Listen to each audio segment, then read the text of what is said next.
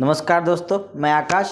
आज मैं आपको बताऊंगा, आप अगर मार्केट सर्वे करते हो या मार्केट में अगर आप देखते हो तो फ्लाई ऐश ब्रिक की डिमांड आजकल बहुत बढ़ रही है।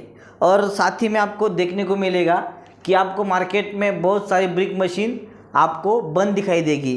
इसके पीछे के रीज़न्स, इसके पीछे के कारण क्या होते हैं, ये आज मैं आपके साथ डिस्कस करूँगा। अगर इसमें अगर कोई गलती हो तो आप कमेंट करके भी बता सकते हो। अगर आपको मार्केट में कुछ और दिखाई देता है और मैं कुछ और बोलता हूँ तो सबसे पहले अगर मार्केट में देखा जाए तो फ्लाई ऐश ब्रिक अगर आपको प्लांट डालना है या आपको इंस्टॉलेशन करना है प्लांट का, तो सबसे आप पहले मार्केट में सर्वे करोगे बराबर कि कौन कौन से मैन्युफैक्चरर है ऑल ओवर इंडिया में।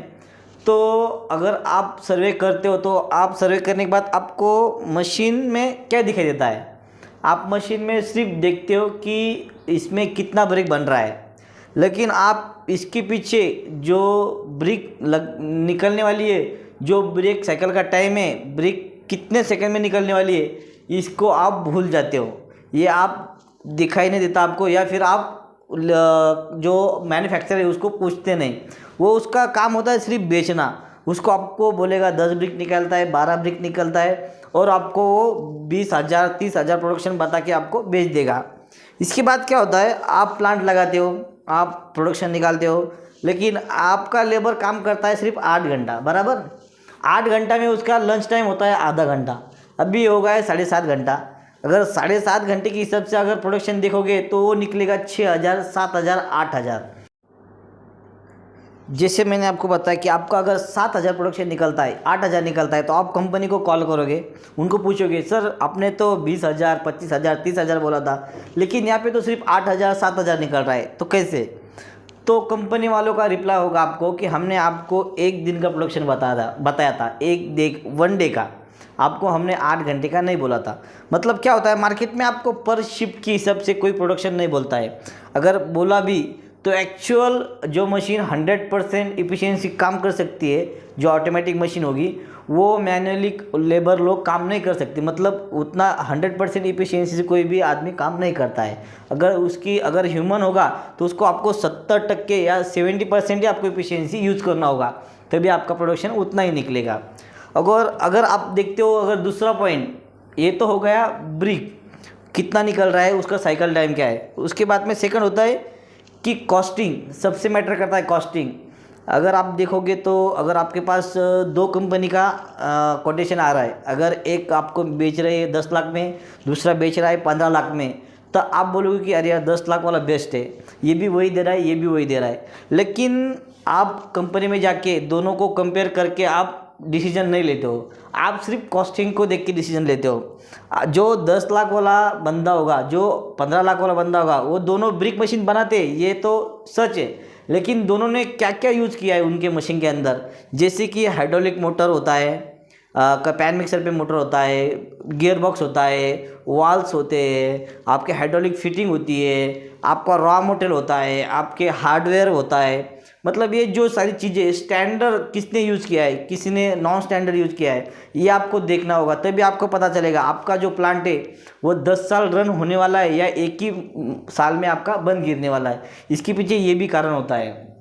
सेकंड कारण होता है, जो कंपनी मैन्युफैक्चर कर रही है वो कितने साल से मशीन मैन्युफैक्चर कर रही है। तो आपको कंपनी का जो बैकग्राउंड है सबसे पहले वो चेक करना पड़ेगा कि ये कितने साल से मैन्युफैक्चर कर रही है ब्रिक मशीन। अगर 10 साल या 15 साल से मैन्युफैक्चर कर रही है तो ठीक है। अगर मैन्युफैक्चर कर भी रही है तो इन्होंने अभी तक कितने मशीन मार्केट में सेल किया है, ये भी आपको देखना पड़ेगा। और जो आपने मार्केट में सेल किया हुआ मशीन है, ये कंपनी ने, वो कितने मशीन को अभी रनिंग मशीन को आप सर्विस दे पा रहे हो, ये भी सबसे इम्पोर्टेंट पॉइंट है। क्योंकि अगर आपको सर्विस नहीं मिलता है तो 100% आपका प्लांट बंद गिरने वाला है। आपको हर बार आप अगर किसी को देते हो 50,000, किसी को देते हो 40,000, अगर आप मेंटेनेंस करवाते हो तो ये आपके लिए अच्छा नहीं होगा, और हर बार आप इतना मेंटेनेंस नहीं करवा सकते। आप अगर आप बोलोगे कि चलो भाई इसको अभी बंद ही रहने दो, अभी आप चालू ही मत करो, कौन हर बार इसको 50,000 डालने वाला है। 10 लाख को तो प्लांट है, नया ले लेंगे 15 लाख में। लेकिन आपको ये सोचना चाहिए कि मशीन कब से प्लांट बना रही है, उन्होंने कितने रनिंग मशीन दिए है, कितने को वो सर्विस दे पा रहे हैं, कितने को वो स्पेयर पार्ट दे पा रहे हो। अभी इसके बाद होता है, अगर मशीन का जो मैन्युफैक्चरिंग प्रोसेस होता है कि मैन्युफैक्चर कैसे किया है उन्होंने ब्रिक मशीन। जैसे कि अगर आप 2010 का जो मॉडल है, अगर उनका 2020 का अगर मॉडल उठाते हो आप, तो वो हर एक ईच एंड पार्ट मशीन को लगना चाहिए। इस मतलब स्टैंडर्डाइजेशन उन्होंने मेंटेन किया है या नहीं, ये आप देख सकते हो। और सबसे लास्ट में, अगर लास्ट भी बोले और फर्स्ट भी बोलोगे तो कोई प्रॉब्लम नहीं, कि कस्टमर सेटिस्फेक्शन और कस्टमर फीडबैक आपने लेना चाहिए। मतलब जिनके भी उनके एग्जिस्टिंग कस्टमर है, उनको हर एक कस्टमर को आपने डिस्कशन करना चाहिए, आपने पूछना चाहिए सर आपने कब से मशीन लिया है, आप कब से मशीन यूज़ कर रहे हो, आपको सर्विस मिली ही या नहीं, इन्होंने आपको कितना सर्विस इन्होंने फ्री में दिया है, इसके बाद फ्री सर्विस होने के बाद ये आपको सर्विस दे पा रहे हैं या नहीं, स्पेयर पार्ट अवेलेबल है या नहीं, मशीन कैसे चल रही है या नहीं। और सबसे मेन पार्ट, जो अपना हर एक ब्रिक का साइज़ एंड शेप है वो सेम आ रहा है या नहीं। मतलब क्या होता है, हर एक बंदा अभी ये बोलेगा कि ये ब्रिक मशीन अच्छा है, ये ब्रिक मशीन अच्छा है, इसमें इतना निकलता है, इसमें इतना निकलता है, इसमें ये है, उसमें वो है, लेकिन जो निकलने वाला प्रोडक्ट है वो भी देखना चाहिए, हर एक का शेप एंड साइज़ परफेक्ट आ रहा है या नहीं तो एक ब्रिक आ रही है आपकी छोटी, एक ब्रिक आ रही है बड़ी, मतलब इसका जो मैन्युफैक्चरर है वो स्टैंडर्डाइजेशन और इंजीनियरिंग टेक्निक के हिसाब से बनाया गया नहीं है। ये सिर्फ जुगाड़ पद्धत है। अगर आप जुगाड़ पद्धत अगर लेके जा रहे हो वो तो चलने वाली है, लेकिन अगर एक कोई सा भी प्रॉब्लम आता है तो बाद में दूसरा स्पेयर पार्ट उस पर फिक्स नहीं होता है, ये आप बात समझ लीजिए। यही कारण होता है कि जो हमने मार्केट में जितने सारे मशीन देखे कि आधे से ज़्यादा, मतलब आप 60 या 70% भी बोल सकते हो, उनका जो प्लांट है एक्चुअली वो बंद है, और जितनी भी चालू है रनिंग कंडीशन में उसमें से आपको सिर्फ 1 या 2% आपको ऐसे प्लांट मिलेंगे जिनका प्रोडक्शन चालू है और जिनका जो प्रोडक्ट है वो फिनिश गुड अच्छा आ रहा है, नहीं तो सिर्फ वो शेप एंड साइज निकाल के सिर्फ बेच रहे मशीन को, मतलब ब्रिक को बेच रही है। बस ये मार्केट में आपको दिखाई देगा। बस लास्ट में मैं आपको इतना ही कहना जा रहा हूँ कि अगर आपको ब्रिक मशीन लेना है तो आप मार्केट सर्वे कीजिए, सिर्फ कॉस्टिंग ही नहीं, मशीन ही नहीं, आप पूरा जितने मैंने आपको पॉइंट बताए, costing, spare part, service, running cost, profit of margin, ये हर एक पार्ट आप चेक कीजिए, उसके बाद ही आप डिसीजन लिए। जैसे कि मैंने आपको बोला, आपको पावर कंजम्पशन मशीन का देखना चाहिए कितना HP का लोड है। उसके बाद आपको ये भी देखना चाहिए कि मशीन में जो वेस्टेज निकलने वाला हो कितने % वेस्टेज निकलने वाला है। मतलब अगर आप बोलोगे कि नया मशीन है वेस्टेज तो नहीं निकलेगा, लेकिन आप एग्जिस्टिंग जो प्लांट है उसके ऊपर जाके देख सकते हो, आपको पता चल जाएगा उसमें वेस्टेज कितना आ रहा है।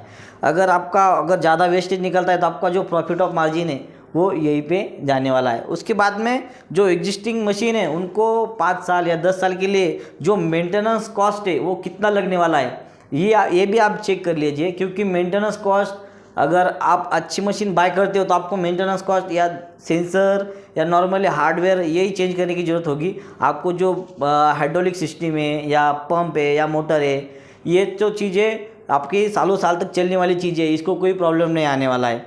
अगर ये नॉन स्टैंडर्ड यूज़ करते हो तो आपको प्रॉब्लम ज़रूर, यकीनन आपको प्रॉब्लम आने वाला है। तो ये चीज़ें होती है कि आप मार्केट में जाके ये भी सर्च कर सकते हो, ये देख सकते हो कौन सी स्टैंडर्ड है, कौन सी नॉन स्टैंडर्ड है। उसके बाद में आपका जो लेबर लगने वाला है, अभी मार्केट में क्या होता है, फुल्ली ऑटोमेटिक प्लांट बोल के आपको मशीन बेच दिया जाता है, लेकिन एक्चुअली वो फुल्ली ऑटोमेटिक प्लांट नहीं होता है। फुल्ली ऑटोमेटिक प्लांट का मतलब होता है सिर्फ रॉ मटेरियल पैन मिक्सर में डालो और जो फिनिश गुड आने वाला है उसको रिसीव करो, बस इतना ऑटोमेटिक में होता है। आपको लेबर की ज़रूरत नहीं है कंट्रोल पैनल पे ऑपरेट करने के लिए।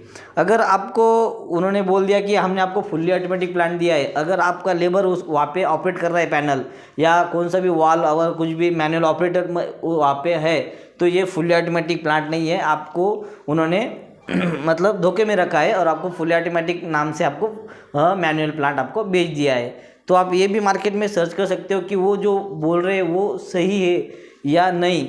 अगर आप लाइव कंपनी में जाके भी आप देख सकते हो। और एक बात बोलना चाहूँगा मैं, अगर आप कंपनी में एक्चुअली अगर विजिट करोगे तो आपको दिखाई देगा उनके पास कितना सारा मशीन है। मतलब क्या होता है, अगर मार्केट में देखा जाए तो यहाँ से कंट्रोल पैनल उठा के लाओ, उधर से पैन मिक्सर उठा के लाओ, एक जगह से कन्वेयर बेल्ट उठा के लाओ और असेंबल करके आपको बेच दिया जाता है। तो मार्केट में ये सारी चीज़ें बहुत होती है, तो अपने देखना चाहिए कंपनी जाके ये खुद इन हाउस मैन्युफैक्चरिंग कर रही है या नहीं। तो बस आज के लिए मैं इतना ही पॉइंट बताने जा रहा हूँ। धन्यवाद, थैंक यू।